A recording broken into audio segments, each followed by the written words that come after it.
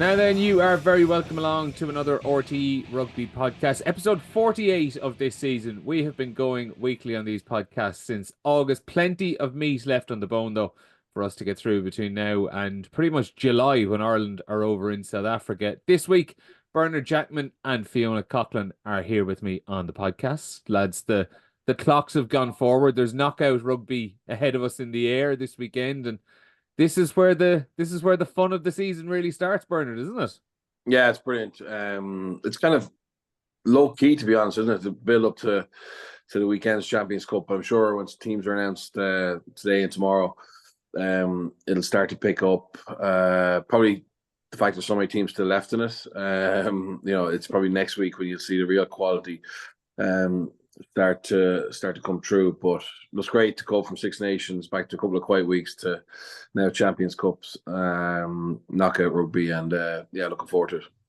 Yeah, and feeling like, I mean, there's you could pick out any handful of things between now and the end of July, as I said, to look forward to, whether it's Ireland, South Africa, but even more recently, then you've the rest of this Women's Six Nations. You've got the Champions Cup, which, as we've said in the last couple of years, has been slow to get going with the way the pool stages are. But once we've got into these knockouts, they have generally been good.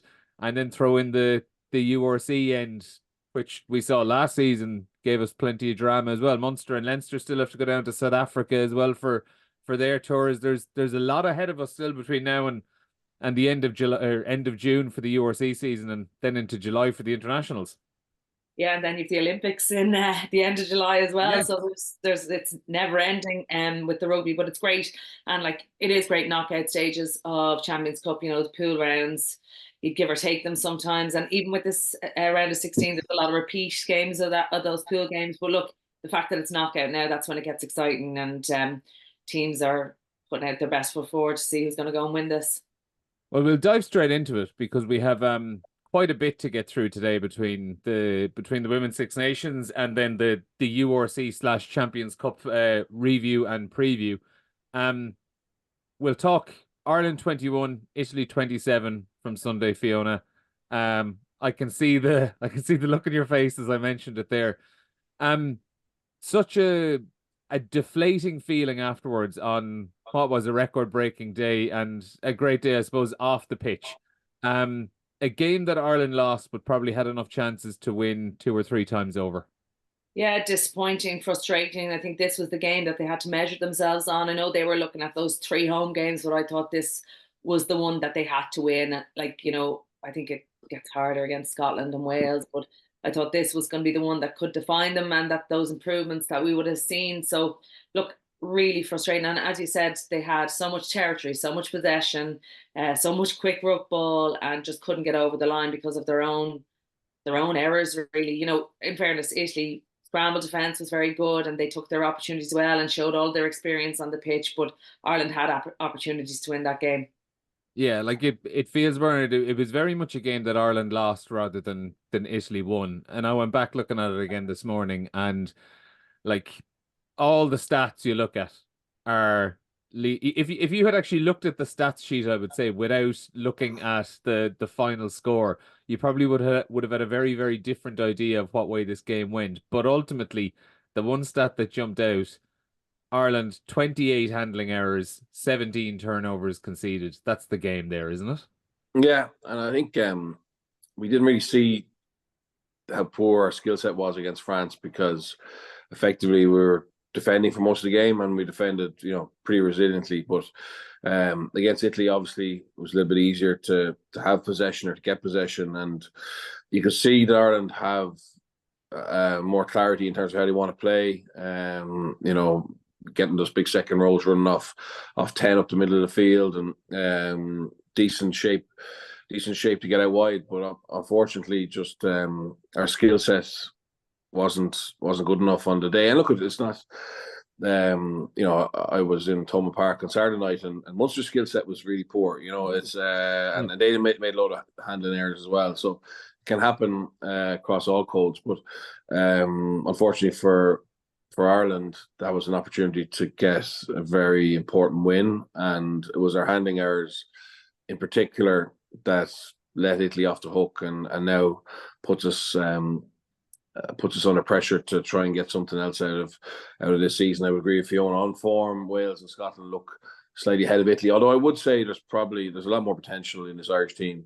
Like, I thought Italy were an older, kind of settled team and probably won't improve a huge amount, whereas Ireland could improve a lot over the next couple of years, was my take on it. But the problem will be just where do you get those wins that give you that confidence? And if we were to go a wooden spoon, that would be a knock to their confidence for sure.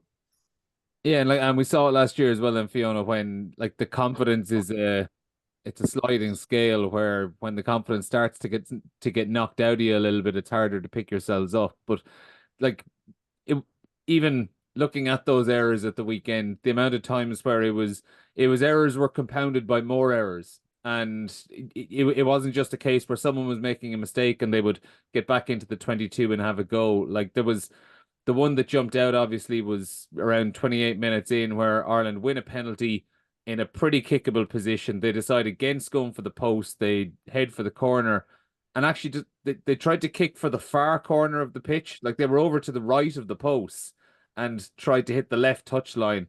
Dan O'Brien misses touch. Italy cleared the lines. Bevan Parsons knocks on the ball. Someone ahead of her picks it up. It's an offside penalty. All of a sudden, Ireland are back down defending in their own 22, and within a couple of minutes, Italy have gone in and scored a try.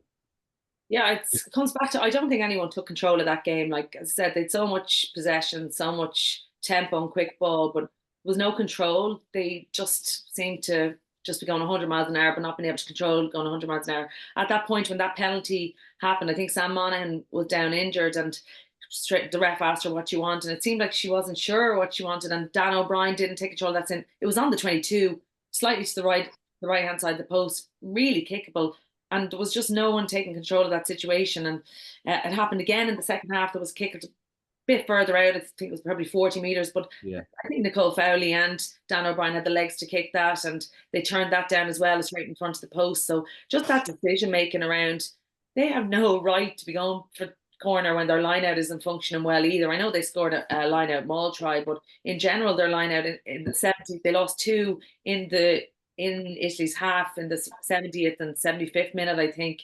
And I just don't think anyone took control or ownership of that game. And probably comes down to the selection, to be honest with you, and the team that he selected. I go back, they were still in it. They could have won it. And yes, their handling wasn't good enough. And you're talking about professional players now that are professional. Some of them professional, the likes of Parsons, Eve Higgins, professional probably for 4 years. The rest of them professional 18 months. And yeah, like Bernard's right, it can happen in any game. We saw England v Scotland as well, and their turnaround in 2 weeks. But I just don't know if there's enough yet in this squad to turn it around in 2 weeks.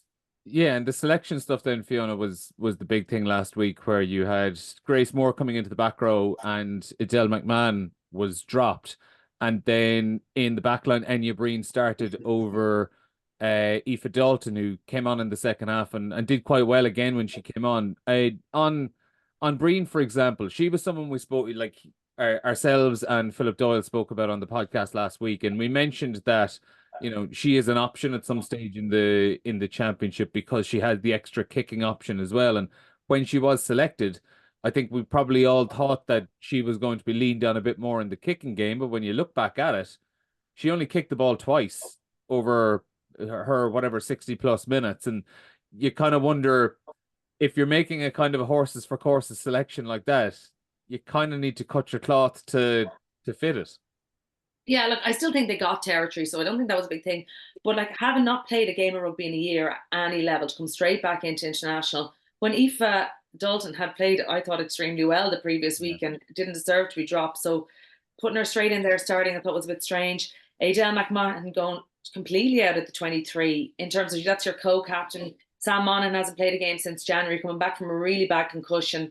And again, Sam hasn't a huge amount of experience at top level rugby. Like, she's only international 3 years.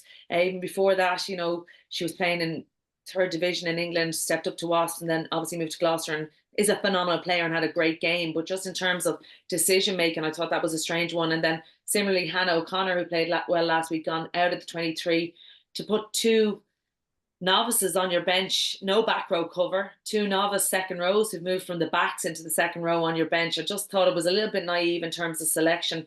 I think it'd be interesting to see now whether he double downs on that against Wales, and see what he does there in terms of selection. But I just don't think there was any real control or ownership of that game in terms of the decision making, or even slowing it down when they were going 100 miles an hour and, you know, forcing errors upon themselves.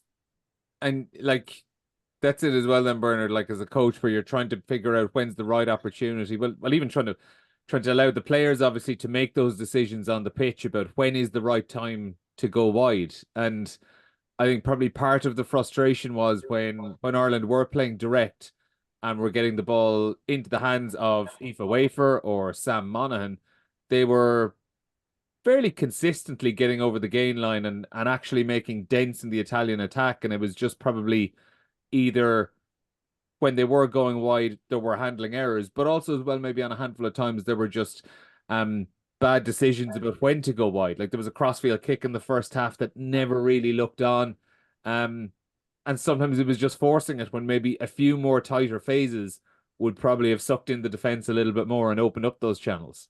Yeah, look, I think there's certainly an argument you could make that maybe we're not ready to play as fast as we're playing, or with the width that we want to play with. Maybe our skill set isn't good enough yet, and you cut your cloth and you play a little bit more restricted for now to try and get wins. Or like, I don't know what the mandate is. Is the mandate like get, you know, qualify straight away, qualify for the next World Cup, you know, by nature of performance or results, or is it just grow and build and in 3 or 4 years time have a team who have, you know, a more elaborate game plan? That's not clear. Like, is it results driven or is it more development? But I certainly think you could ask the question around is the game plan that we're trying to play a little bit too much of a stretch for the experience we have at the moment. Certainly at the weekend it looked like it was, but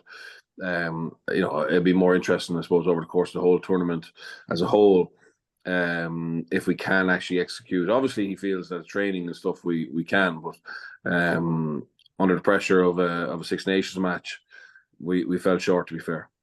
Like, they've come out and said that top 3 is what they want, and obviously that's put a huge dent in their playing, but they've such huge opportunities to still qualify for the World Cup because it's gone from 12 teams to 16 teams. Yeah. So even if they end up in WXV 3, there's still opportunities for them to get there because of that expansion of the tournament. So like, I don't think that's the worst thing in the world, you know, going away. Love to see them in WXV 2, and, you know, play a bit more harder games than they had in WXV 3. But like, I don't think all is lost not finishing top 3. Yeah, like, if we're thinking rationally about it, Fiona, is if they were to end up in WXV 2 later on this year, is that, if you're talking long term, is that actually kind of like the ideal landing spot for this team at this moment in time? Yeah, I think it is. As much as being in WXV 1 would be fantastic and all that, but let's be realistic about it. I think in terms of playing tighter, closer games as opposed to just getting beaten off the park, you probably learn more. And teams that are probably at the same level are slightly ahead of you. Like, you look at Scotland and Italy were both in that last year. They both won their 3 games. Scotland winning out the tournament on points differential. But I think it definitely, in terms of Scotland, I think they've been playing some really good rugby. So it gave them a chance to develop and play the way they want to play at a level that they were able to do it at. So I think WXV2 would be really good for them. And then let's talk about some positives before we finish up on it as well, because for all the handling errors that were there, I think there's clear signs that we are actually seeing some really, really good attacking shape, and there's a much better structure on the way they're going about what they want to do this year, even if the execution still isn't there, Fiona. And we've also seen, like you mentioned a little bit earlier, where England, that game against Scotland, where they had the 22 handling errors and 24 turnovers and something like that. And when you have 2 weeks to work on things, I'm not saying you're going to turn into a world-class team overnight, but it does allow you an opportunity to fix a few small things. And the handling errors and the unforced errors and the lack of composure, some of those things can actually be fixed relatively quickly with just a little bit better decision making. Better decision making, players taking a bit more ownership. You know, I think it's a very happy camp. I think we're seeing some quality players. Like I think Aoife Wafer, she Yeah. only turned 21. Like I think Turned 21 8-9 days ago. yeah, and like she's now the player that's playing since she's 4. She's Yeah. come up through a pathway. So we're seeing now those players coming into it. So we just need more and more of them each year. I think similarly for Dalton, I think she's been absolutely excellent every opportunity. I don't think we've cemented our 10 position. So I think that's a real key in the way that they want to play. And like I've no problem with their attacking shape taking time to find their feet. Like he hasn't been with them. He only came in. When did he come in October officially for that WXV? So he hasn't been with them a huge amount of time. So that's going to take time, that attacking shape and coming together. But I think the more confidence they get in, and I think we'll see a reduction in handling errors. But yeah, players have to take ownership as well as some of that. And Birch, like Fiona mentioned Aoife Wafer there, she was someone I wanted to talk about as well. And specifically the fact that, like, as I say, she's been playing since she's been a little kid. We're starting to actually see some of those people from that generation now who have been playing rugby since a very, very young age. Like, we'll say, Fiona, like your generation, a lot of you would have played lots of different sports when you were younger and kind of came to rugby later. But when you look at Aoife Wafer, there's the way she runs with the ball, the way she carries it, the way she moves around the pitch. She looks like a rugby player rather than just an athlete, if you know what I mean. Like Yeah, and that's you can see some of these players are coming through now. yeah, and that's probably why we're behind. To be fair, is that there hasn't been enough people playing the game all the way through from a young age who are like very, very specialist, and credit to the people who've cross transferred from other sports. And they've been we badly needed them, and they've done, some of them have done brilliantly. But the reality is they're probably got in there quicker than maybe they should, because there just hasn't been that depth of player who's comfortable, and that's the success. Like that's why the men's rugby is successful in Ireland. Is you have a very clear pathway. You have players who've been playing the game since they're 4 or 5 in really competitive environments all the way through schools or youths, you know, talent ID programs, and the funnel gets very narrow at the top, and only the best get through. And that's where we need to get to in women's rugby in Ireland, where you know there's a really clear pathway, really healthy, safe, competitive environment in clubs. You know, it'd be great to see it being played in schools as well, but obviously isn't played as much in schools in the women's game. But just to create more players like Aoife Wafer, who, when you look at her playing on Sunday, you say, well, she's going to be, you know, a star for Ireland for the next 12, 13, 14 years. You know what I mean? That's exactly what we need to get. Whereas the professionalization and bringing in you know, coaches to the senior team is great, but unless we get more clarity and a more vibrant pathway, it's always going to be difficult to. It's going to be very difficult to see ourselves beating England and France, who are way ahead in that area. But obviously Scotland, Wales, and Italy are more in our eye line. Yeah, and like Bernard, see how long it's taken the men's game to get to where they are now, what they had to put in place. And you're right about the schools game. I think there's huge opportunity there. But even like this weekend, seeing the under-18s girls playing over at that Six Nations Championship, the under-20s is starting now. So those pathways are now starting, but it is going to take that time, and it's a slow burner. But we need to see better performances on the pitch. But it's tough when you have those players coming in and trying to develop them at international level. It was quite it's been quite eerie as well in this first couple of games. Fiona's seen, you know, Irish flanker, red scrum cap, absolutely tearing it up out there. There was something kind of neat about it.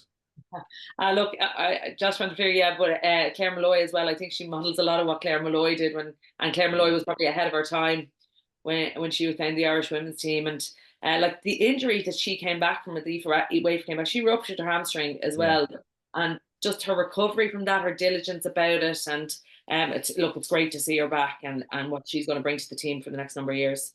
Yeah, because I do remember it was 2 years ago. It was the game against Italy 2 years ago, where I was down there covering it in Cork, and she came on in the second half for her debut. I think she was just turned 19 at that stage, and Greg McWilliams threw her in there. So in fairness to Greg, he knew there was a talent coming through there, and as you said, it was a horrible hamstring injury that delayed her second cap until the WXV. But I think we all know who Aoife Wafer is now, so we'll be looking out for her more in this championship.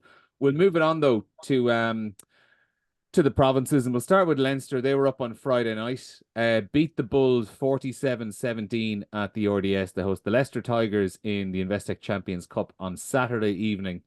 And Bernard, was that second half against the Bulls as good as we've seen Leinster this season?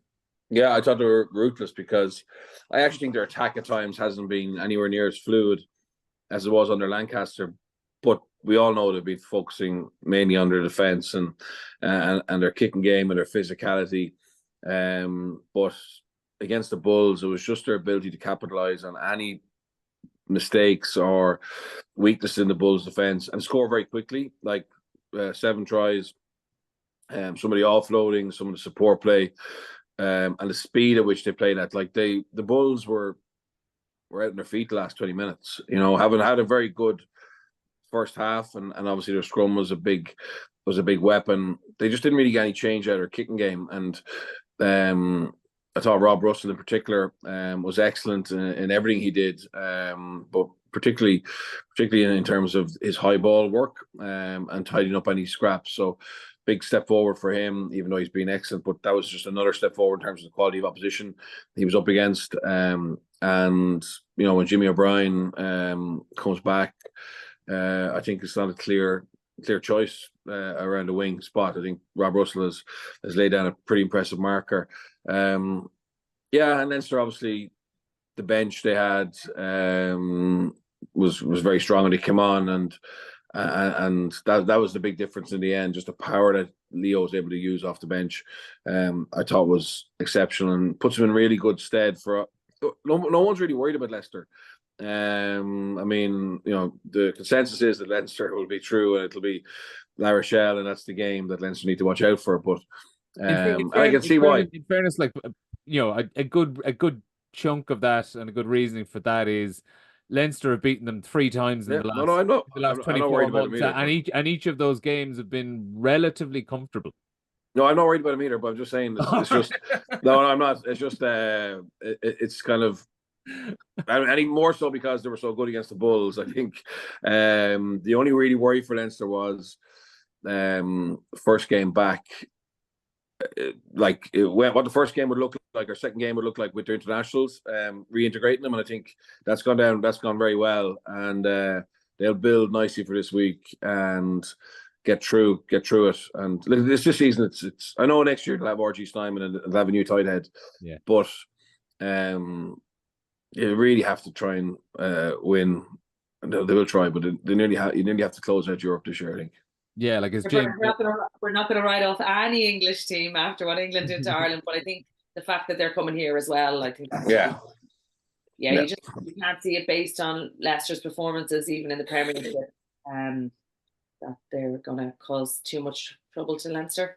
Yeah, and Jack Coghlan said it after the match, Fiona, as well, where he was saying like that they could hardly have handpicked a better game to have before a big Champions Cup match than having the Bulls coming over to Dublin. And that was a fairly stacked Bulls team as well. There were four of the Springbok World Cup winners were in there. It was as close as they probably could get to a full team. They had a decent enough bench there as well, and were just blown out of it in the second half. And one of the things afterwards that pleased Leo Cullen was he mentioned himself, and Bernard, you said it as well, that the scrums at the start of the game, Leinster got absolutely hosed in a few of them. But to their credit, they actually kind of worked it out on the fly and they didn't have to make drastic changes to, bring on replacements early or anything like that. As the game wore on, they just kind of adapted and got used to it. And that's the kind of thing that could be the difference between a big win and an awful defeat later on in the season, Fiona.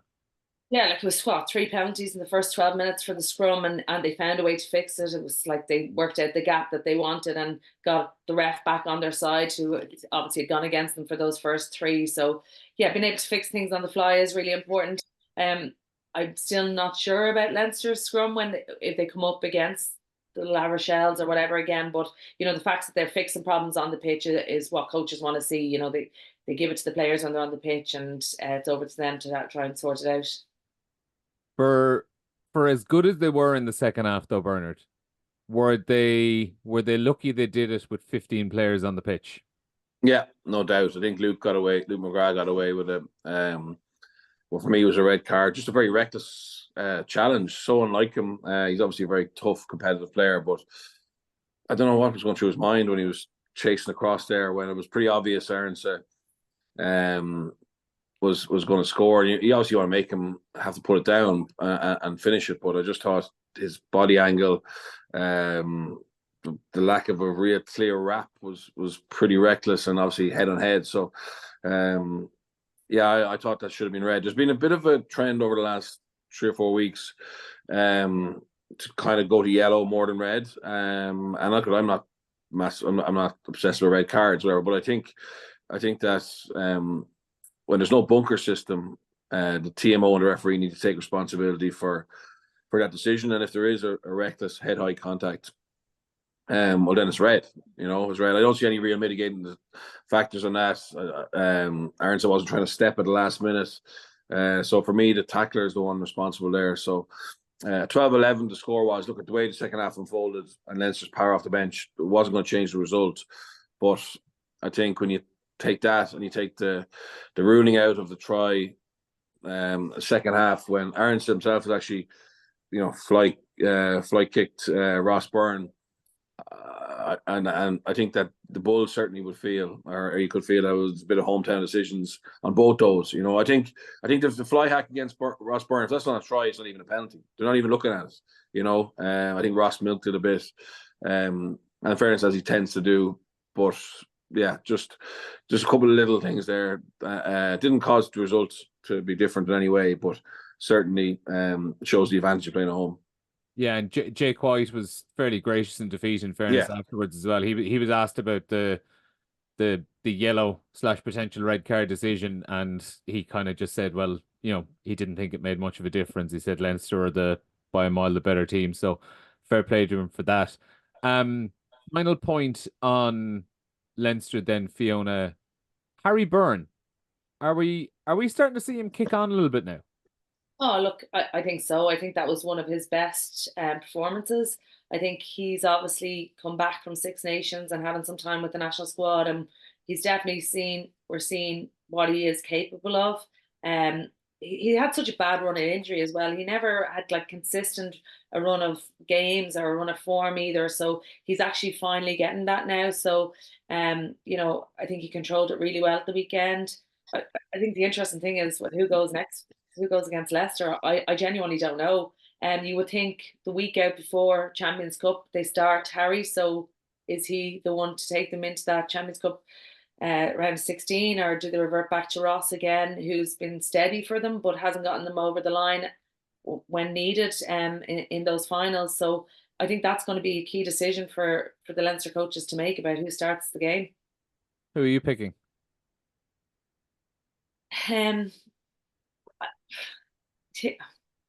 I think Harry, based on what we've seen in the last couple of months and the fact that he started last weekend. Bernard?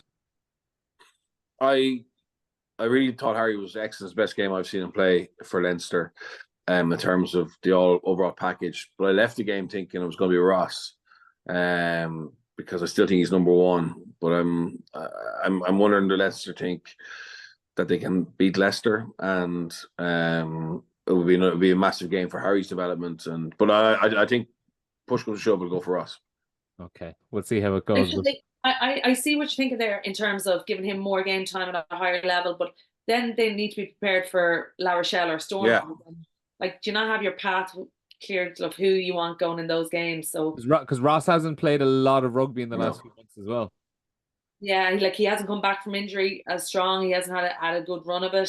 So yeah, I don't know. That's a huge decision for them to make, to see what direction they're going to go there. I don't know. I think just that they went with Harry last week in the lead into it. That's the only reason, really, probably, and he had a good run. We'll find out. We'll find out on Friday afternoon. Munster 20, Cardiff 15. Munster playing the Northampton Saints away in the last 16 on Sunday afternoon. Bernard, I know you were down at Thomond Park. Munster got the job done, but it was an all-round uninspiring victory. particularly considering they actually had such a strong starting 15 out there. Yeah, really, really strange, really kind of dead atmosphere. In fairness to the crowd just couldn't. Munster didn't give them anything to get going. You know what I mean? There was no momentum. There was no real like long phase of play or excitement to it. Munster just so sloppy with ball in hand. And again, like their attacking game has been so good for them, and they all look to be on the same page. But I don't know what it is. And if you look back through Munster's history, they've often been really poor the week before a big game in Europe. In fairness, I have to give credit to Cardiff. They came very abrasive. You know, Ellis Jenkins, Alex Kane, Alex Mann were excellent. De Beer gives them a really good variety in their kicking game and accuracy. Josh Adams has probably had his best game for a while. And they were gritty and they stuck in and they took the sting out of the game, going down injured, any break in play. Munster just couldn't get any momentum. And at the end, we're probably lucky enough to win. Now, Cardiff didn't do a huge amount. Obviously, got intercept on their own line from Ben Thomas. And probably didn't really believe they could win until near the end. Obviously, they kicked a penalty to get a losing drop goal near the end. And Munster were happy to get the ball off the field. You know, it was just a very, very poor performance, but they got a win. And given how strong their team was on paper, like there wasn't a huge amount. RG Snyman will obviously come back in this weekend, and he can change the whole thing up. But I think it's more revenge, Champions Cup, you know, going away from home and getting a big scalp. That'll probably get the extra 20% that they were missing out of them. Is there half a blueprint there, Fiona, for other teams that have seen how if you kind of rush Munster into making some of these decisions that they can be guilty of throwing a few too many loose passes? Like again, like we referenced it when we were talking about the Irish women's team, where they can often be guilty of overplaying it in the wrong positions. And I do wonder sometimes if teams are coming in with the mindset of you might get cut open one or two times, but if you're very, very aggressive and you kind of isolate the second pot outside, or the second and third carriers, that if you can kind of rush them into making a couple of bad decisions, there could be some loose passes there that could lead to turnovers. Look, I think if you're aggressive with any team and cause them to ask questions of their attack, you're going to put them under trouble. I just think Munster were off form. Players didn't take ownership, didn't take control of it, whether that's the reintegration of the Irish players back in, not a huge amount of them, or whether it was losing Snyman when he was supposed to be playing. I don't know what it was. I don't think Roundtree was able to put his finger on why they were so poor.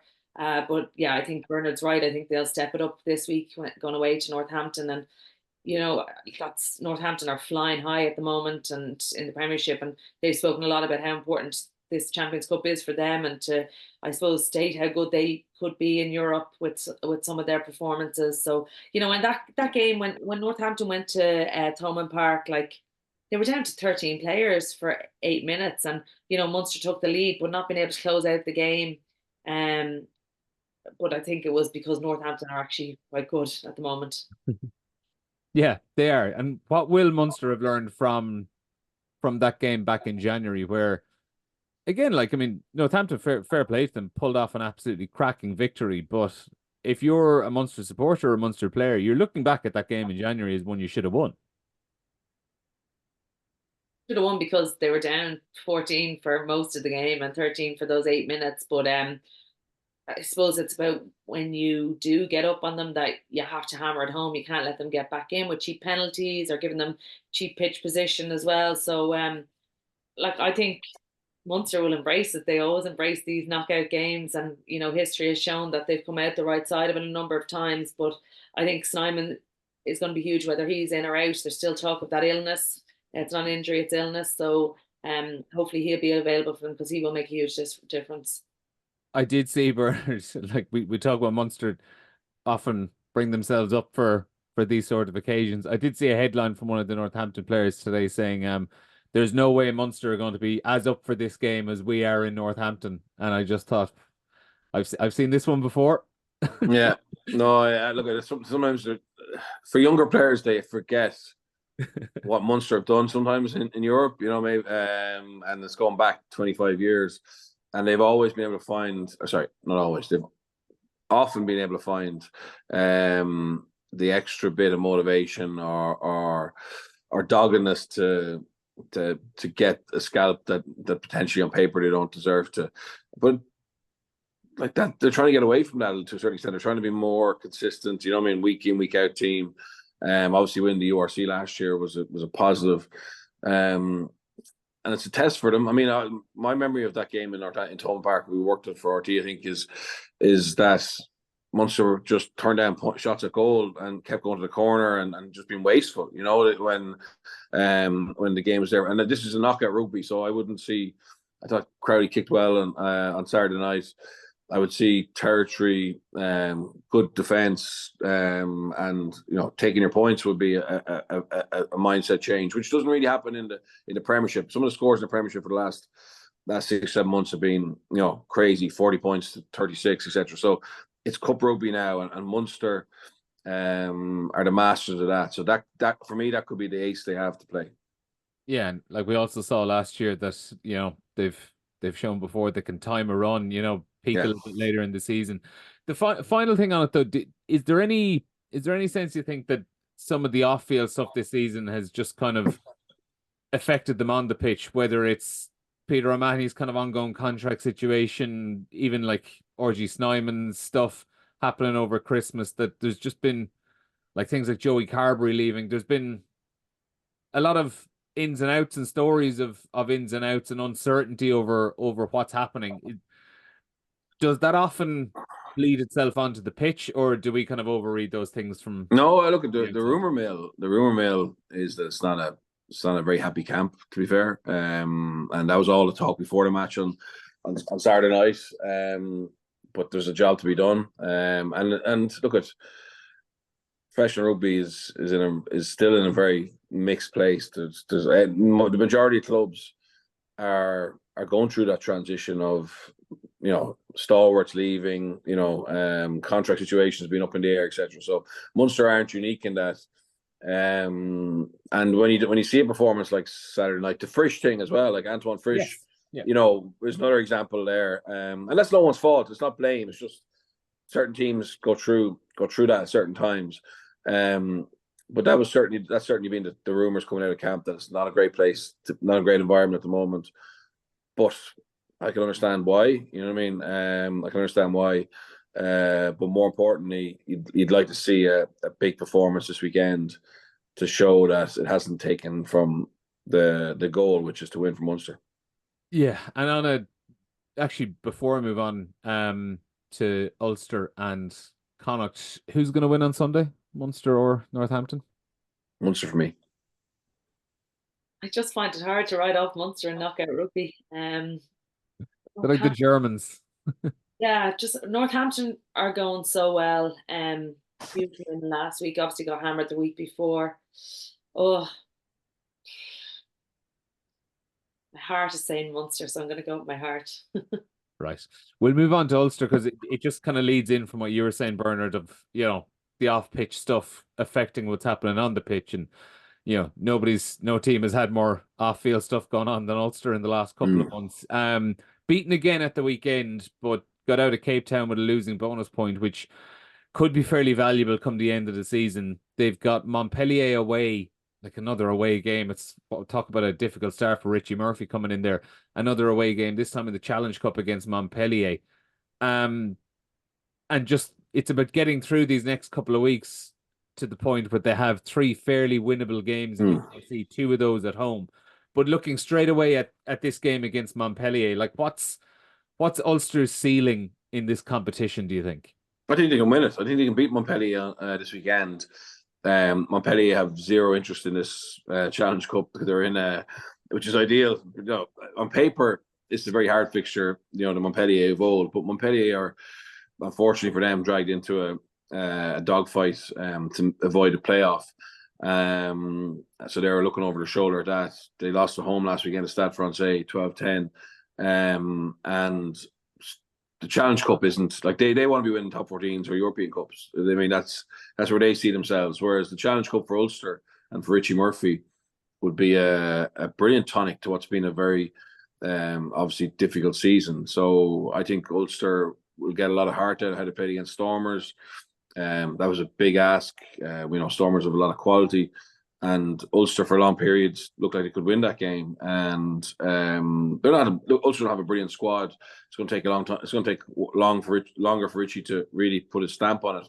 But he certainly hasn't played for the jerseys very quickly, and that I think that'll be enough on this weekend to beat Montpellier and a run the Challenge Cup. Obviously, with looking to make sure that they finish top 8 in the URC.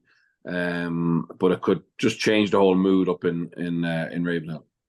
Yeah, it was funny, Fiona. Like a few weeks ago, I had it in the back of my head that things hadn't been going well for Ulster in the URC. Maybe they might have just eased off and taken a bonus approach to the Challenge Cup, where we'll throw a second team out there and we'll see what way the chips fall. But when you've Richie Murphy in there now, every single game for him is an audition to be the head coach next season. So you have to expect that they're probably going to be going full on for this. Not just that, for the players themselves as well, putting their best foot forward. I'm sure they want to play in every match that they can. And I think with Ulster, it's been obviously so disruptive, but it's looking for any sort of consistency they can get. Obviously, they got a bounce last week in terms of performance. Can they repeat it again on the road? I think Bernard's right. They don't have depth across their strong squad, but I think they have some very good players there.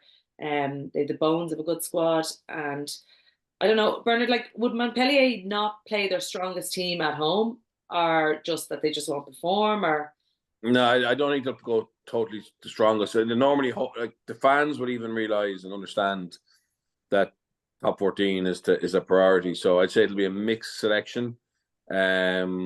And they'll look at they'll hopefully put in a shift, but I don't think it's the be on and all to them. And certainly speaking to a couple of French journalists this week, they were kind of laughing at the idea that Montpellier would be desperate to win.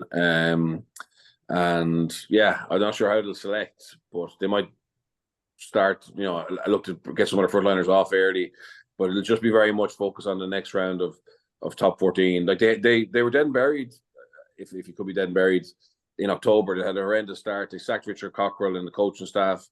And in fairness to them, they have salvaged some pride and given themselves a decent chance to stay up. But that home defeat to Stade Francais last weekend just puts them back too close to where to the danger area. And I think that they will. Ulster have to go beat them, but it's not as important to Montpellier as it normally would be. Bernard, last point on Ulster then. Stephen Kitsoff, what talk that he's going to be going back to South Africa in the summer, leaving his contract early, like this a mass exodus it seems happening at Ulster. What are the options for them going forward if he is to be leaving? Because look, obviously we know that as much as they've a difficult financial situation, if he's leaving, there's a bit of budget there to work with. Yeah, because he wasn't originally one of the fellas, I think, that they were looking at cutting to get back on balance. And look, I still would like to hope that the RFU or they could find a little bit of money for Ulster, that they don't have to be severe in their cutbacks as they were planning for under Dan. And maybe that's part of the reason Petrie is leaving as well, is that there was obviously conflict over budget. But the rumor about Kitchoff going back to Stormers, I suppose not surprising really. The people who signed him are gone. Yeah. That's one part of it. He has done a stint in Bordeaux before. The Stormers have a new consortium that have bought them. Partly Irish owned, actually. Partly Irish owned, yeah. Yeah. And he could play with a very strong team, be back living in the Cape, obviously still very much part of South Africa, the South African international scene. So I think it makes sense for him. I actually think it makes sense for Ulster as well, even though he was obviously, on paper, a great signing. I don't think a loose head prop is necessary where you want to use your foreign player spots when things are tight. And certainly, when you compare it to the Ruan Pinars or the Marcel Cotsillas, the influence they were able to have on Ulster, it's very hard for Stephen Kitchoff to have that. Stephen Kitchoff is a very good player. but very good player, particularly when he's part of a team like South Africa who have lots of other fellas who can have big moments, you know. So it's only a rumor that he's looking to go back. I think it makes sense for him. I think it will make sense for Ulster as well. And it's just a case of obviously the new coach, when they get the decision on that, being able to decide where he wants to spend that resource, that money, but also that non-Irish qualified player spot. But it could be a really nice surprise for that new coach to have that flexibility in one position at least. Yeah. But it depends when that new coach is named now, Bernard, to give them an opportunity for next season to get someone in wherever that position is, whether it's out half or in the forwards or wherever, that the coach is named early enough that there's a play. If there's a player on the market, then to go. The only thing, 100% Fiona, the only thing I think in Ulster, which is a little bit unique to everywhere else, is it looks Bryn Cunningham is pretty much going to be the de facto director of rugby now, and his job has been recruitment for the last 6-7 years, and with John Petrie gone, he will step up. So, not 100%. Normally, you would want your head coach to make that decision, but I think Ulster, if they see a player that they like, obviously we're talking hypothetically here, but I think Bryn has the power to maybe make that decision. And then obviously that's not ideal for the head coach, but they are a little bit unique. It's a bit like Leinster with Guy used to be. If something was happening with Jack Nienaber or Leo, the train should keep running. You know what I mean? That and obviously you work it out later on. You trust them to do it. But you're 100% right. Obviously, the sooner they get a head coach or tied down, the better. And hopefully it's Treacy, and he can be part of that. But I think if that free foreign player spot opened up, Ulster are probably one of the few teams that are in position to kind of move anyway. We're running out of time. Apologies, Connacht fans. We only have time for literally a brief little word. We'll talk about you more next week, I do promise. Connacht, 2 defeats from 2. Bernard beaten 18-14 against Benetton at the weekend. 2 very, very different kinds of defeats, I think, and one was considerably a better performance than the other. What chance do you give them with Bundyaki and Finlay Beelum possibly / probably back in their team this weekend away to Pau in the Challenge Cup? Pau are having a great season. They're on track to be thereabouts for 7th place. Yeah, 7th place for playoffs. And look at Connacht. In fairness, their back line over the last 2 weeks has been very, very mixed and match. And they played like that. I thought Treviso was a far better performance, but that Lions performance was just, you can't even say it's out of character, because unfortunately they have a tendency to throw those in far too often. And then can be great, like the Bristol game, etc. How they often aren't into pros, but that was a shocker. But they did salvage some respect and pride against Treviso and should have won it. I mean, I thought it was a game they should have closed out. But this is a big ask. I think Pau, even though they're obviously the priority would be top 14, they can have a hit at this home game for them. I think it's a different mindset than Montpellier, and that even with Bundy and I would have preferred to have Bundy and Finlay back for Treviso, than have them for this game. Week. Yeah, exactly. So it will help them, but it might be a step too far. Fiona, do you think just finally their priority is more top 8 of URC than it is having a Challenge Cup run? I think it has to be. I think that top 8 is so important for them, but I just think they've been so inconsistent across the board this season. I don't know where they're going, whether they're even going to make top 8. I know it's really tight there in that, but I don't even know if they'll make it based on the teams that they've left. They still have Leinster and Munster away from home. Yeah, it's going to be tough ask for them. So Connacht and Ulster both away from home in the Challenge Cup on Sunday. Leinster against Leicester Tigers in the Champions Cup on Saturday evening. That is live on RT2 and RT Player. 7:30 p.m. live on the air. 8 p.m. kickoff.